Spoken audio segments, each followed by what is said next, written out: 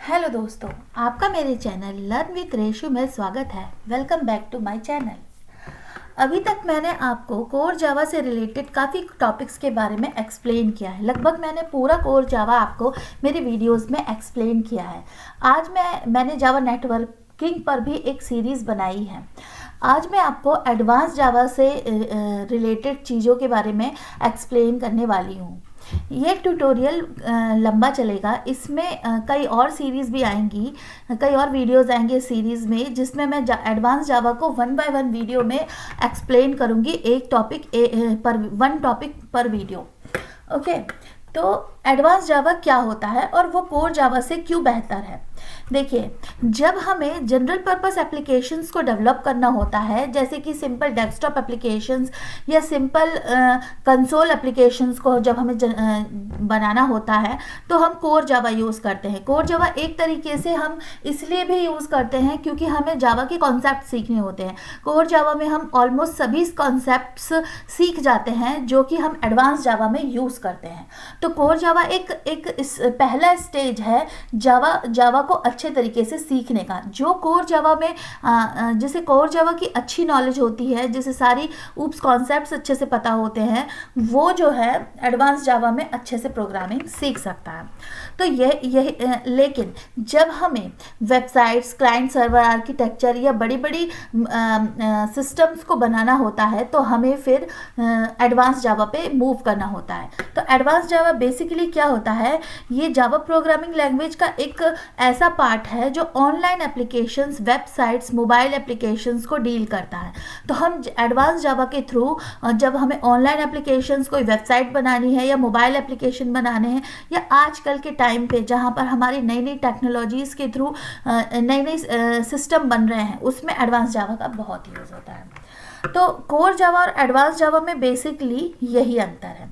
जब हमें एडवांस जावा जो होता है, जब हमें डेटाबेस से कनेक्टिविटी चाहिए या फिर हमें नेटवर्किंग से करनी है या हमें वेब नेटवर्किंग करनी है, तब हम एडवांस जावा का यूज़ करते हैं। और क्या कहते हैं, एडवांस जावा जो होता है वो ऊप्स कॉन्सेप्ट्स को बहुत अच्छे तरीके से हम एडवांस जावा में यूज़ कर सकते हैं। तो बेसिकली क्या होता है कि जब हमें 2 टियर आर्किटेक्चर बनाना होता है, जैसे क्लाइंट सर्वर, जिसमें क्लाइंट रिक्वेस्ट भेजता है और सर्वर रिस्पॉन्स, क्लाइंट रिक्वेस्ट का रिस्पॉन्स रिप्लाई करता है, या फिर सर्वर साइड एप्लीकेशन और क्लाइंट साइड एप्लीकेशंस बनानी होती है, तो हम एडवांस जावा का यूज़ करते हैं। ठीक है, तो एडवांस जावा में मैं क्या क्या टॉपिक्स आपको बताऊंगी वो बताती हूँ। एडवांस जावा में मैं आपको यहाँ पर इस वीडियो में मैं इंट्रोडक्शन ऑफ एडवांस जावा आपको एक्सप्लेन करूँगी, और उसके बाद मैं आपको एडवांस जावा में JDBC बताऊँगी कि JDBC क्या होता है, इसका क्या आर्किटेक्चर है, क्या स्टेप्स है JDBC एप्लीकेशन को क्रिएट करने के, और JDBC ड्राइवर टाइप्स और कनेक्शंस के बारे में एक्सप्लेन करूँगी। उसके बाद मैं आपको जावा सर्वलेट्स के बारे में एक्सप्लेन करूँगी कि जावा सर्वलेट्स क्या होती हैं, सर्वलेट की लाइफ साइकिल क्या होती है, कैसे हम सर्वलेट्स क्रिएट कर सकते हैं, सेशन ट्रैकिंग इन सर्वलेट्स, कैसे हम सर्वलेट्स में सेशन ट्रैकिंग कर सकते हैं।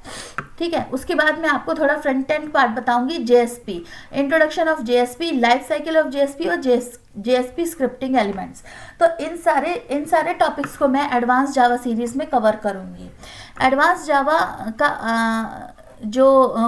और भी कई वास्ट मतलब एडवांस जावा के कई सारे टॉपिक्स हैं, लेकिन मैं इस सीरीज़ में आपको ये टॉपिक्स कवर करूँगी। उसके बाद में एडवांस जावा में कई सारे फ्रेमवर्क्स भी आते हैं, जैसे कि spring framework, spring boot, spring JDBC, spring MVC, spring security, spring transaction, तो वो भी मैं आपको एक्सप्लेन करूँगी। इसी तरीके से वेब सर्विसेज होती हैं, जैसे rest web service, soap web service, ये भी मैं आपको एक्सप्लेन करूंगी।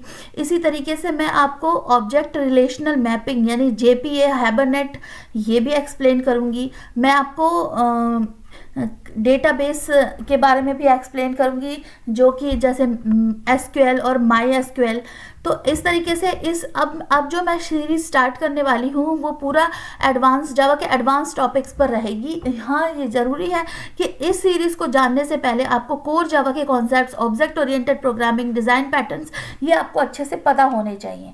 तो इसलिए मैं आपको सजेस्ट करूँगी, आपको रिकमेंड करूँगी कि आप मेरे कोर जावा के वीडियोस ज़रूर देखिए, ताकि आपको कोर जावा की नॉलेज अच्छे से हो जाए, ताकि आप इन एडवांस जावा के टॉपिक्स को अच्छे से समझ सकें।